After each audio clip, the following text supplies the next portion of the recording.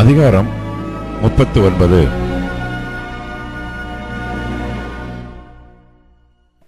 அக்காலத்திலே பலாதானின் குமாரனாகிய மெரோதாக் பலாதான் என்னும் பாபிலோனின் ராஜா எசேக்கியா வியாதிப்பட்டிருந்து ஆரோக்கியமானதை கேள்விப்பட்டு அவனிடத்திற்கு நிருபங்களையும் வெகுமானத்தையும் அனுப்பினான்.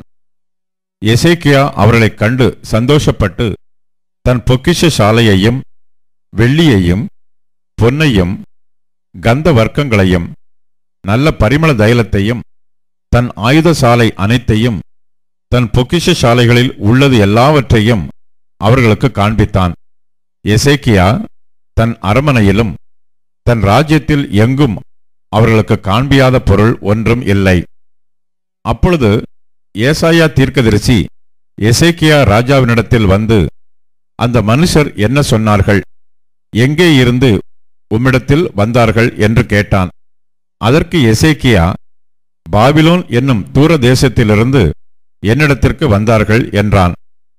அப்பொழுது அவன், உம்முடைய வீட்டில் என்னத்தை பார்த்தார்கள் என்று கேட்டான். அதற்கு எசேக்கியா, என் வீட்டில் உள்ளது எல்லாவற்றையும் பார்த்தார்கள். என் பொக்கிஷங்களில் நான் அவர்களுக்கு காண்பியாத பொருள் ஒன்றும் இல்லை என்றான். அப்பொழுது ஏசாயா எசேக்கியாவை நோக்கி, சேனைகளுடைய கர்த்தரின் வார்த்தையை கேளும்.